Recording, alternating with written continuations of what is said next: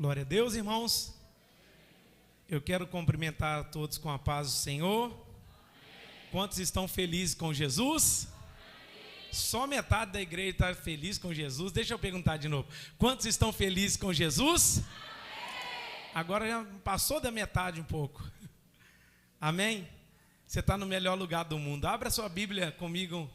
Evangelho segundo escreveu Lucas, capítulo 5, versículo 27. Lucas, capítulo 5, versículo 27, da palavra do Senhor. Você que não tem a Bíblia, pode acompanhar conosco pela televisão. Lucas 5, 27. Todos acharam? Amém? Diz assim a palavra de Deus.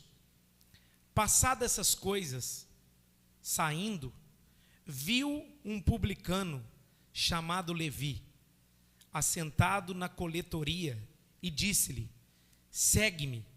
Ele se levantou e, deixando tudo, o seguiu. Você pode repetir comigo o versículo 28? 1, 2, 3.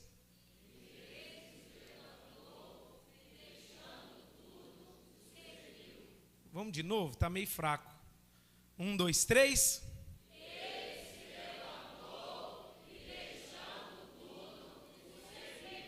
Amém. Irmãos, eu quero falar com vocês nessa noite sobre a vida de Levi, o publicano. Esses dias eu cheguei do monte, sexta-feira, e eu fui ler as escrituras e me deparei com esse texto. O chamado de Levi. Quando Deus chamou Levi para ser um publicano. Começou ali o Espírito Santo trazer algumas coisas no meu coração, algumas reflexões, e eu fiquei muito impactado com aquilo que Deus colocou no meu coração ao ler o chamado desse homem chamado Levi. Eu não sei se você já parou para refletir como foi o chamado dos discípulos, que posteriormente seriam chamados para serem apóstolos. Por exemplo, como que Deus chamou a Pedro? Vocês lembram? Um capítulo anterior, Deus chama Pedro. Após uma noite que ele havia pescado, não tinha pegado nada, Jesus decide subir no barco de Pedro. E a Bíblia diz que Jesus sobe no barco de Pedro, manda ele lançar a rede à direita. Ele fala: mestre, havíamos pescado a noite toda e nada apanhamos, mas sob a tua palavra lançarei a rede. Pedro assim faz, e ele lança a rede ao mar, e quando ele puxa, daquela noite frustrada de pescaria, um grande milagre acontece. Encheram-se 2 barcos de peixes, e ali Pedro, espantado com aquele grande milagre, ele diz para Jesus: aparta-te de mim, porque sou pecador. E Jesus faz um convite para ele: a partir de hoje, Pedro, você vai pescar homens, ao invés de pescar peixes. E a Bíblia diz que Pedro deixa tudo, os barcos, e ele passa a seguir Jesus. Só que nesse dia estavam também André, que era irmão de Pedro, estavam também Tiago, os 2 filhos de Zebedeu, Tiago e João. Então nesse episódio você vê o chamamento de 4 dos discípulos do Senhor: Pedro e André, Tiago e João, através dessa pesca maravilhosa que ocorreu ali no mar da Galileia. É bom ressaltar também que João Batista contribuiu para isso, para a conversão de André, ou seja, para que André se achegasse a Jesus.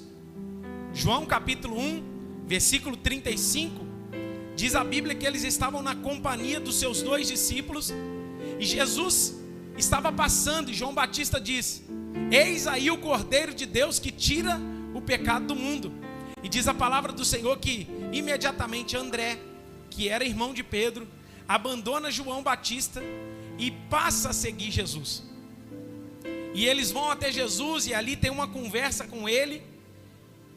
E assim, posteriormente, eles são chamados para serem apóstolos do Senhor. Então aqui eu citei o chamado de Pedro e André, Tiago e João, que eram pescadores. Lá no livro de João, capítulo 1, versículo 44, a Bíblia vai nos dizer que André comunica e depois Jesus encontra Filipe.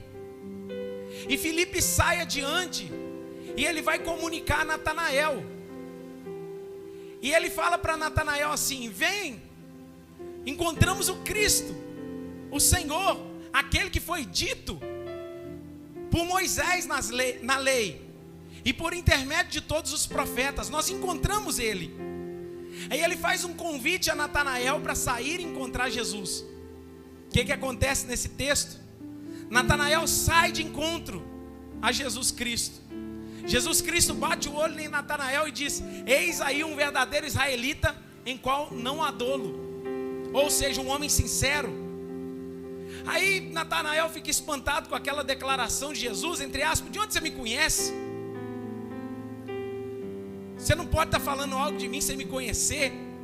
E ali eles têm uma conversa e diz a palavra de Deus que Jesus faz uma declaração linda para Natanael, dizendo assim: Natanael, antes de Filipe te chamar, eu te vi assentado debaixo de uma figueira.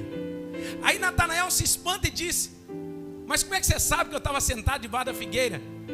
Ah, porque eu te disse isso, agora você está crendo? Coisas maiores do que essas tu verás. E a partir daquele momento, Natanael se achegou aos discípulos. Então, eu já narrei aqui 6 dos discípulos. Eu li o texto de Levi, chamado de Levi. Tem outros discípulos ou apóstolos na Bíblia que a Bíblia nem menciona como eles foram chamados. Por exemplo, Tomé, não fala. Outro que a Bíblia nem fala, Tiago, filho de Alfeu, não fala. Simão, o Zelote, a Bíblia também não fala. Judas, filho de Tiago, ou Judas Tadeu, o Judas Iscariotes, aquele que o traiu. Ou seja, 12 discípulos, 6, 7, a Bíblia menciona como foi o chamado deles, relata como foi o chamamento deles. E é bom a gente somente alertar vocês que Jesus muitas das vezes passa na vida de algumas pessoas, principalmente desses homens, e eles não se tornaram apóstolos imediatamente, tá, gente? É importante a gente entender que primeiramente Jesus faz um convite a eles para que eles viessem a ser seus seguidores, e ali eles passam a ser seguidores de Jesus. Algum tempo depois, Jesus vai chamar todos eles para serem apóstolos, ou seja, fazer parte do colégio apostólico. Então, ou seja, o convite para ser discípulos foi para muitos, mas a escolha para serem apóstolos é somente para alguns. Esses homens aqui não se tornaram apóstolos da noite para o dia. Primeiro eles foram chamados para serem discípulos e depois escolhidos pelo Senhor. Por que eles foram escolhidos pelo Senhor? Uma noite inteira de oração, Mateus vai declarar, Lucas vai declarar, Jesus vira a noite no monte orando, e quando dá amanhã, ele sai nomeando os seus apóstolos, e ele chama esses apóstolos para cumprir o propósito dele nessa terra. E quando a gente olha para esse texto, Lucas capítulo 5, no versículo 27 que nós lemos, inicia-se assim: passada essas coisas. Quais coisas? O capítulo 5. O que aconteceu no capítulo 5? Do versículo 1 ao versículo 11, a pesca maravilhosa. No versículo 12 ao versículo 16, a cura de um leproso. Do versículo 7 ao versículo 26, a cura do paralítico em Cafarnaum. Então, passadas essas coisas que Jesus chama Pedro, Tiago e João, cura um leproso, cura um paralítico lá dentro da casa dele, aquele que eles trouxeram, aquele homem pelo telhado, baixou dentro de casa, Jesus ali transformou a vida dele. Agora passa essas coisas, Jesus sai da cidade. E o texto vai dizer algo muito precioso.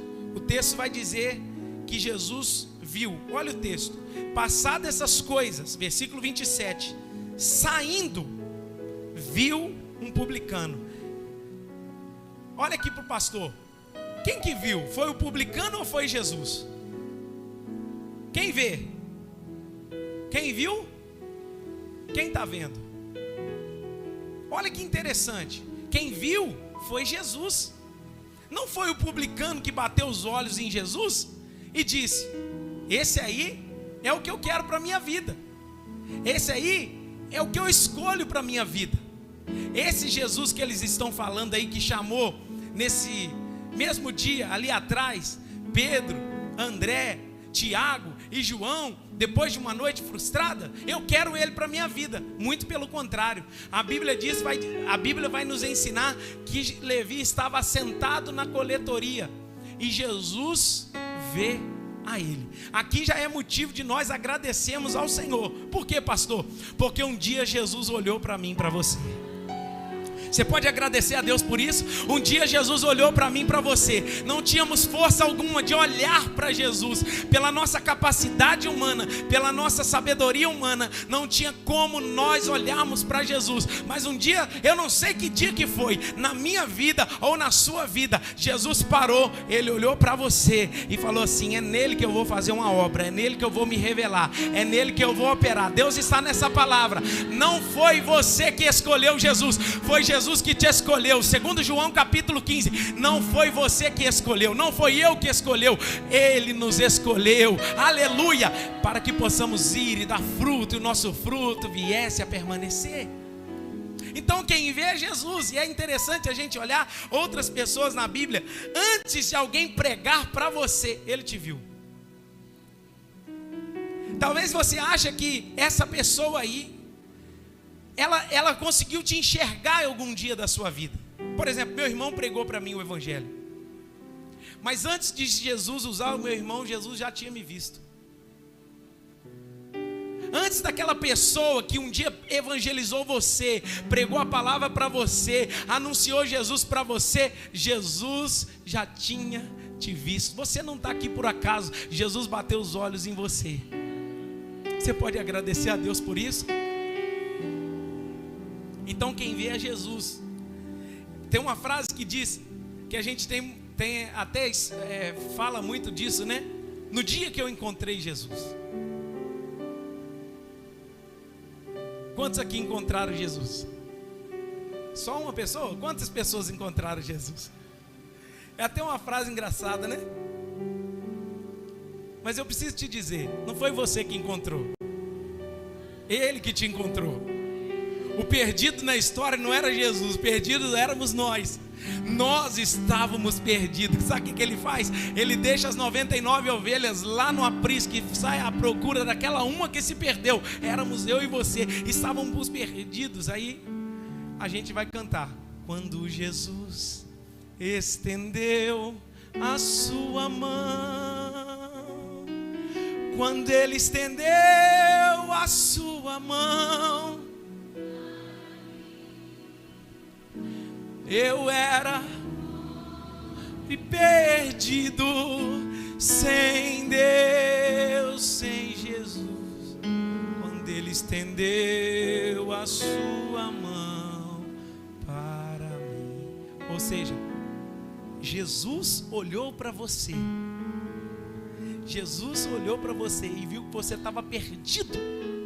Ninguém apostava R$1 em você, uma ficha em você. Todo mundo, na verdade, apostava ao contrário. Isso aí não vai durar muito tempo. Aí o que Jesus faz? Ele está perdido, eu vou lá abrir os olhos dele. É Jesus que nos vê. Ele se revela a nós. Por exemplo, o que Paulo diz?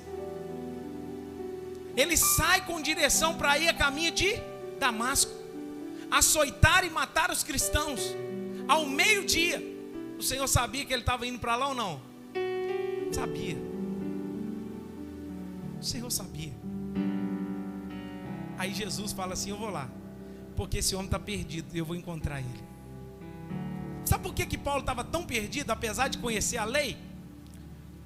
Porque quando Jesus se revela a ele, ele ouve uma palavra assim: Saulo, Saulo, por que tu me persegues? Ele responde: quem és tu, Senhor? Ele não sabia nem quem era o Senhor, apesar de ser um estudioso da palavra. Então, irmãos, aqui eu já começo a trazer algo de Deus para o seu coração e para a sua vida. Jesus te encontrou porque um dia Ele te viu. Você pode falar para alguém que está do seu lado: Jesus te viu. Aleluia. Fale com ele: Jesus te viu. Bendito seja Deus, pois Ele nos encontrou e Ele nos resgatou do império das trevas e nos assentou em lugares celestiais. Aí quando a gente olha, Ele vê quem? Quem que Jesus está vendo? Lucas 5:27. Ele viu quem? Um publicano. Eu preciso te ensinar acerca de quem eram os publicanos. Um publicano, irmãos, era um cobrador de impostos daquela época. Eles cobravam imposto de tudo, de casas. Eles cobravam impostos de estradas. Eles cobravam impostos até de mercadorias que você estivesse carregando. Encontrasse com um publicano, ele verificava e falava assim: você tem que pagar imposto para o governo. Eles eram funcionários do governo que cobrava na alta impostos. Mas é importante relatar que ser publicano não era nada errado. Os publicanos naquele tempo tinham uma má fama. Por quê? Eles cobravam a mais do que era estipulado. Não era errado cobrar imposto. Vou dar um exemplo para você. Você sai daqui para ir a São Paulo. Talvez vai ter aí 6 ou 7 pedágios daqui em São Paulo. Você paga os pedágios normalmente. Agora imagina, associado ao pedágio, terem gente lá cobrando a mais. Está lá na placa, R$25. E lá no pedágio você tem que pagar 28, 30.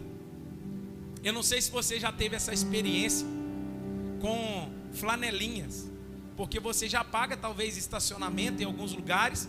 Aí vem os flanelinhas e diz: você tem que pagar aqui para eu tomar conta do seu carro. Mas você já não paga a segurança pública? Aí você tem que pagar mais. Aí esse povo faz raiva na gente, porque você tem que pagar mais do que é estipulado. Os publicanos tinham uma fama de serem traidores. Por quê? Eles se candidatavam para trabalhar em prol do governo e oprimir o cidadão. Ou seja, quem queria ver um cobrador de imposto? Hoje o nosso IPTU chega na nossa casa e a gente tem que pagar o boleto. Mas imagina se essa cobrança fosse manual. No dia de pagar, o cara estivesse na porta da sua casa, era R$100 o IPTU e ele estava cobrando 150. E eles oprimiam o povo. Então um publicano eram cobradores de impostos. Eles cobravam impostos não somente normal, taxa normal, mas era além do que era proposto. Por exemplo, quando os publicanos vão ser batizados por João Batista, vocês lembram desse episódio? Eles vão perguntar a João assim: o que a gente deve fazer? João Batista diz: não cobreis a mais do que é estipulado. Ou seja, João Batista está ensinando o caminho de ser um publicano certo. Mas o publicano tinha uma má fama. Jesus vai ver um publicano. Irmãos, quando a gente olha a palavra de Deus, a gente vai perceber que esses publicanos, eles eram mal vistos. Ninguém gostava desses publicanos. E é interessante que o Evangelho de Lucas, a Bíblia nos ensina, irmãos, que Lucas relata uma parábola, Lucas 18, do fariseu e do publicano. Lucas relata Jesus entrando na casa de Zaqueu, Lucas 19, que era um publicano. Nós temos aqui o chamamento de Levi, que era um publicano. Então Lucas, ele tem os seus olhos voltados muito para esse tipo de publicano, de pessoas que eram os publicanos, que eram funcionários do governo, que oprimiam sempre o povo. Na verdade, os publicanos eram uma raça desprezível. Na verdade, ninguém gostava dos publicanos. Na verdade, o publicano tinha um mau testemunho. Na verdade, ninguém queria ficar nem perto do publicano. Agora pensa, Jesus passa, Jesus olha o publicano. Jesus faz um convite para o publicano. Olha o texto, 27. Viu um publicano chamado Levi. Ele estava sentado na coletoria, ou seja, no lugar de coletar. E disse-lhe: segue-me.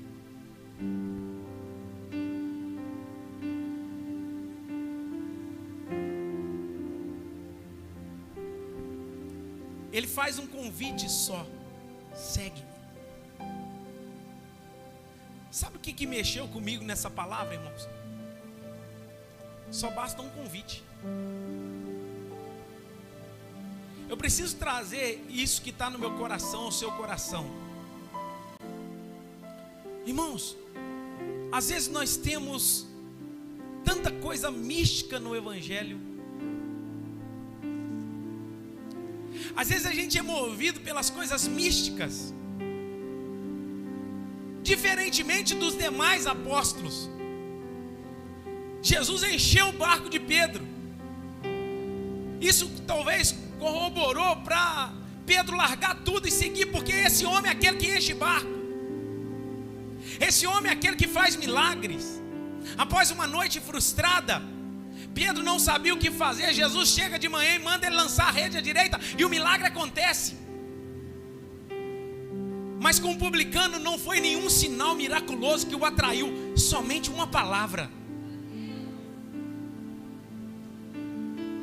Sabe que talvez você está aqui no culto hoje e pensando: eu preciso de um sinal. E Deus está falando: você não precisa de um sinal, você precisa de uma palavra.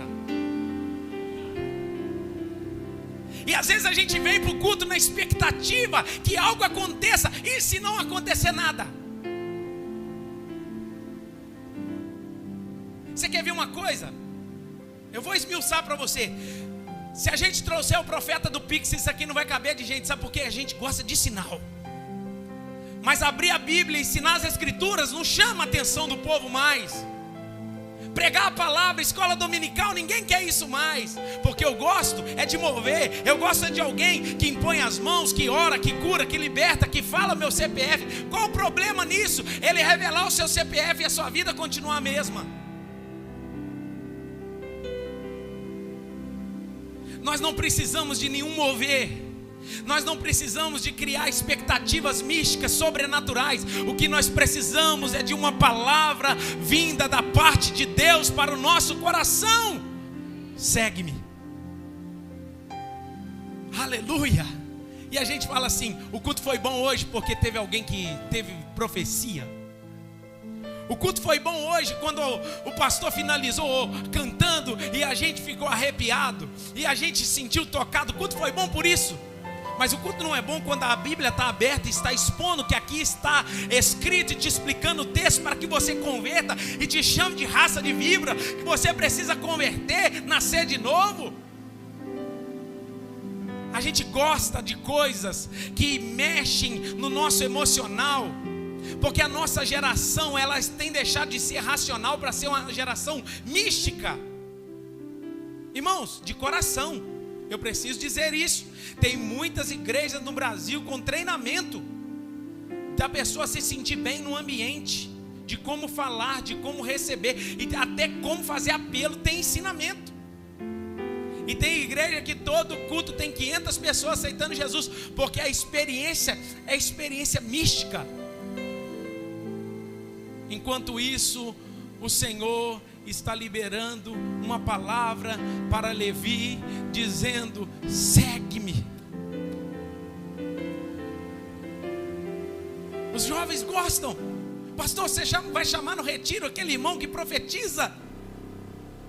Você vai chamar no retiro o irmão que revela? Porque a gente gosta. Isso é legal.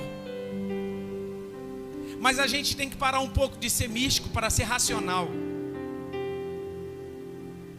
Vou te falar, de coração, você vê a necessidade de alguém, aprenda isso comigo. Você vê a necessidade de alguém, você não precisa orar para sentir de Deus se é para não ajudar essa pessoa. Você tem que ajudar. Irmãos, no dia que você esperar um toque de Deus para as coisas acontecer, sabe que dia que você vai fazer as coisas? Nem um dia da sua vida. Culto bom não é aquele que pega fogo, os outros caem, no outro dia continua vivendo a mesma vida, não. Culto bom é quando você raciocina a palavra que está sendo pregada e vai para a segunda-feira falando assim: eu vou ser o melhor funcionário amanhã, eu vou ser o melhor filho amanhã, eu vou ser o melhor patrão amanhã, eu vou ser o melhor crente amanhã, eu vou ser o melhor pai amanhã, eu vou ser o melhor esposo amanhã. É quando você raciocina no seu intelecto e traz para o coração para que você seja transformado. Culto bom é aquele que mexe com o nosso intelecto e não com as nossas emoções. No dia que eu me senti um toque de Deus, eu vou. Não, irmãos, se você chegou aqui hoje precisando de Jesus, não tem toque que vai resolver sua vida, não. Você precisa entender: eu vou entregar minha vida para Jesus e a partir de hoje não vivo mais eu, mas Cristo vive em mim. Essa é a verdade do Evangelho. Se você esperar sentir um toque. Agora eu vou te falar, sabe por que a nossa geração não quer orar mais? Porque parou de sentir. E quando para de sentir, é ruim orar, irmãos. Você não sente arrepio, né, careca? Você não sente o toque. Você não sente aquele fogo, aquela brasa viva do Senhor. Você não sente aquele calor de Deus. Aí a gente vai para o monte e nada acontece. Você fala assim: hoje Deus não manifestou. Porque Deus tem que manifestar todas as vezes que vai no monte. Você precisa entender que quando você se rende, você se prostra, você dobra o seu coração, você se quebranta diante dele, Deus está ali operando em seu favor. O Senhor está nessa casa liberando essa palavra para o seu coração, em nome de Jesus. Só uma palavra basta para mim e para você, e a palavra de Deus é: segue-me. Mais nada. Quando é que você vai esperar para tomar a decisão? Você lembra como foi Abraão? Sai da sua terra, da sua parentela. Não deu nem mais uma explicação. Como é que vai ser o percurso? Como é que vai ser o caminho? Quantos anos eu vou ficar sem filho?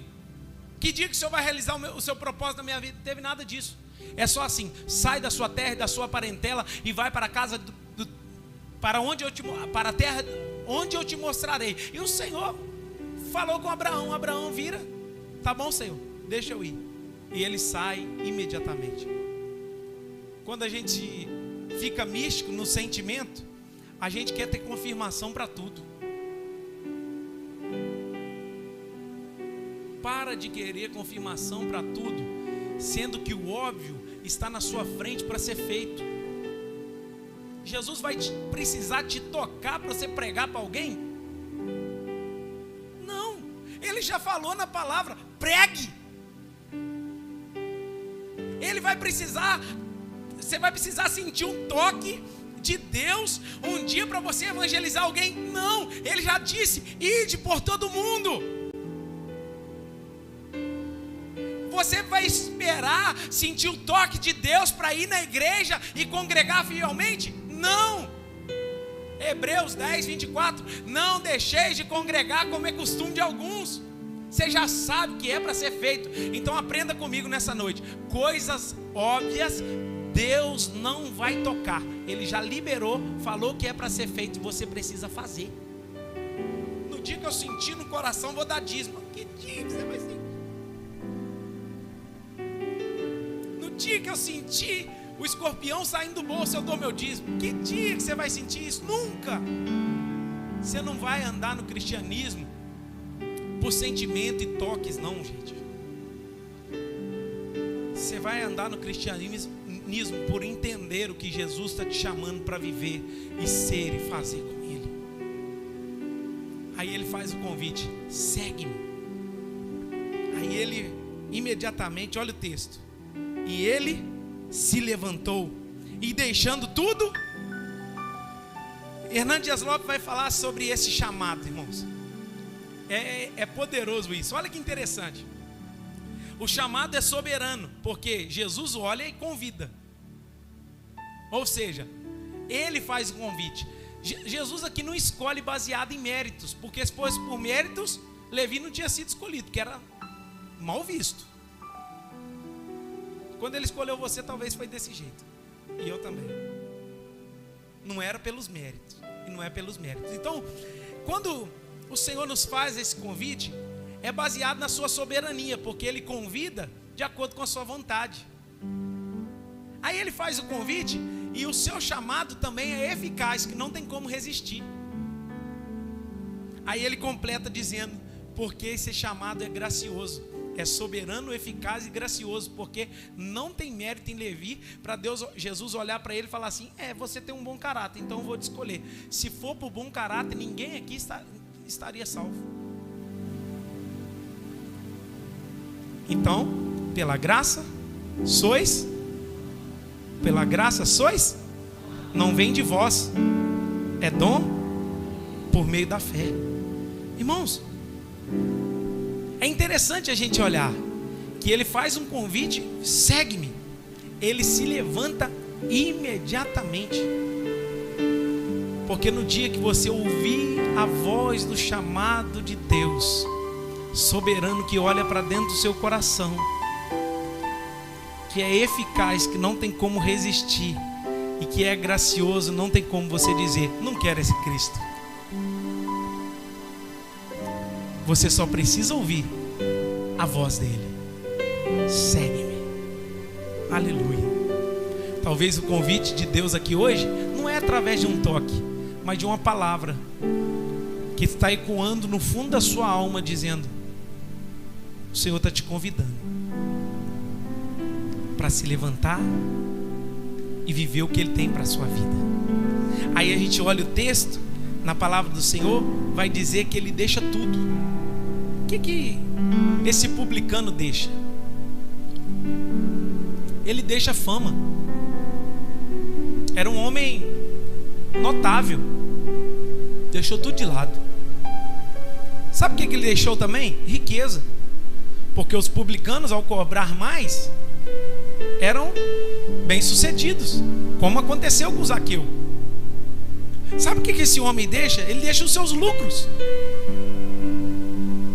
Tudo aquilo que ele ganhava na sua vida como publicano. Ele deixou uma reputação. Enquanto nós precisamos aprender que o convite do Evangelho, talvez você entendeu que o convite do Evangelho é vir para ser abençoado e receber bênçãos e mais bênçãos. E eu estou aqui para te pregar o Evangelho verdadeiro. O convite do Evangelho de Jesus Cristo não é vir para receber bênçãos, é para perder tudo.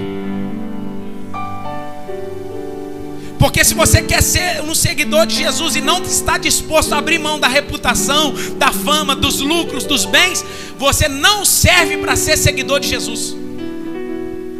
Filipenses capítulo 3, versículo 4 em diante, Paulo vai dizer assim: bem que eu poderia me gloriar na carne. Algumas pessoas vão se gloriar, bem que eu poderia, ainda mais eu, porque eu sou hebreu de hebreus, da linhagem de Israel, circuncidado ao 8º dia, da tribo de Benjamim.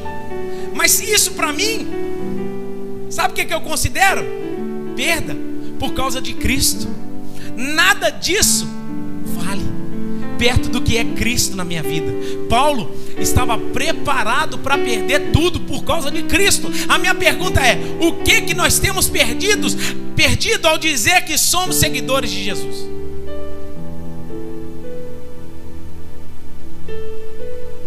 A minha pergunta para você é: no dia que você aceitou Jesus, o que você perdeu? Se você não perdeu nada, eu quero te dizer, talvez nem Cristo você achou ainda, ou Jesus nem te achou ainda. A primeira coisa que eu perdi, eu tinha 16 anos, meus amigos, tudo da bagunça da escola, falou assim: agora você virou pastor, não serve para andar mais com a gente. Eu falei: eu recebo essa palavra. E a profecia dele se cumpriu na minha vida. Você perde amigos, você perde família, você perde tudo por causa de Cristo, não tem problema.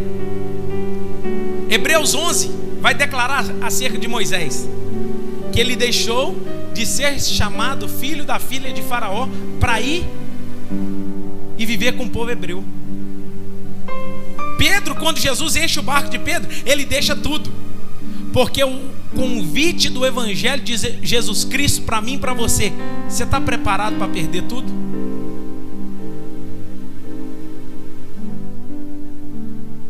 Você está preparado? Esse homem deixou tudo. Ele não deixou metade. Ele não deixou, eu vou seguir Jesus, daqui uns dias eu volto. Não, ele deixou tudo para seguir a Jesus. Aí o verso 29 vai dizer: então lhe ofereceu Levi um grande banquete em sua casa, e numerosos publicanos e outros estavam com ele à mesa.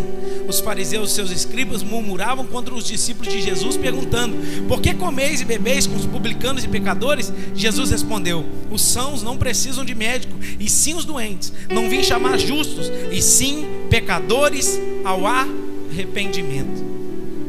Irmãos, olha que coisa simples.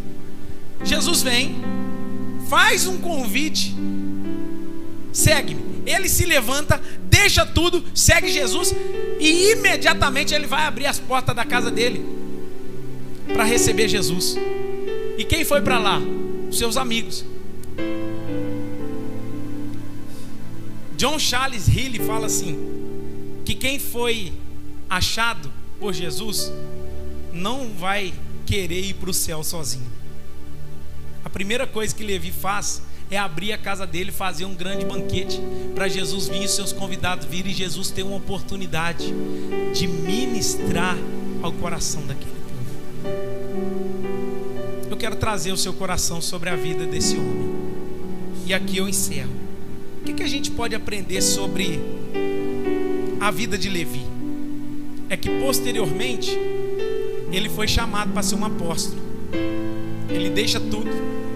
Diferentemente dos outros discípulos que teve coisas grandiosas, ele deixa tudo, segue Jesus.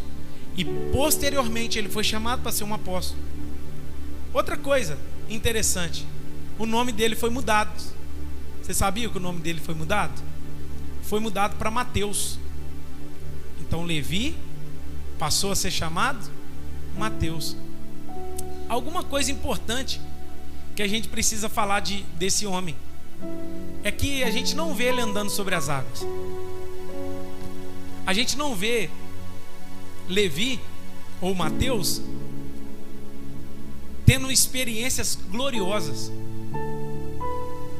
A gente não vê Mateus aqui ou Levi expulsando demônios, vivendo coisas poderosas com Jesus. Mas ele foi um apóstolo.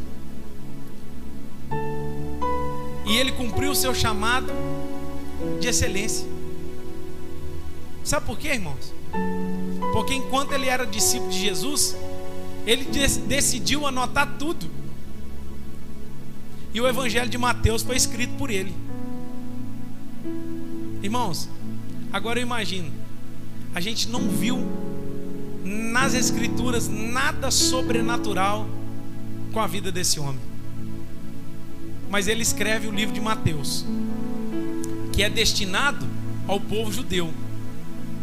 Agora pensa comigo, quantas pessoas no mundo inteiro abriram a Bíblia no evangelho de Mateus, leram a Bíblia por causa do escrito dele, elas falaram assim: eu quero esse Jesus. Sabe o que é isso, irmãos? É o poder daquele que se levanta diante do chamado e vai cumprir exatamente o que Deus está esperando que ele cumpra. O meu convite para você nessa noite é: se levante. Uns serão com poder. Vocês lembram de Tiago lá? E João foi falado hoje na escola: manda fogo do céu. Quer que a gente ore? Você não vê Mateus envolvido nisso. Você não vê Mateus andando sobre as águas. Mas você vê um homem fiel às escrituras, um homem comprometido com a palavra de Deus. A minha oração nessa noite é que você ouça a voz de Deus,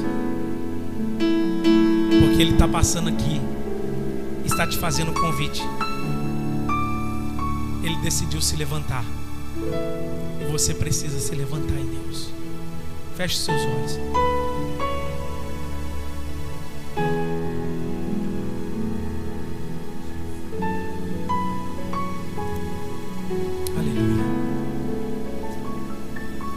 Senhor, a minha oração, Pai, é que os teus filhos possam ouvir a voz do Senhor, assim como Mateus naquele dia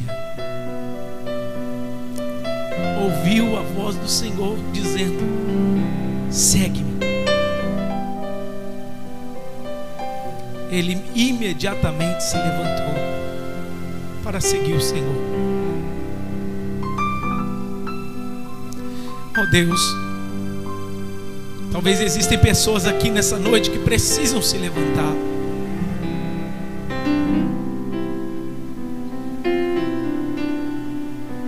Talvez elas não vão viver coisas extraordinárias como outras, mas elas vão se levantar para cumprir o chamado do Senhor. E eu quero te exaltar, Pai, porque quando o Senhor chama, o seu chamado é gracioso, é soberano, é eficaz. Que no fundo da alma do meu irmão, dessa minha irmã, ele possa ouvir um chamado dizendo: vem, meu filho, e segue-me. O convite dele para você nessa noite é simples: deixa tudo e segue Jesus. Nunca houve noite que pudesse impedir o nascer do sol, a esperança, e não há problema que possa impedir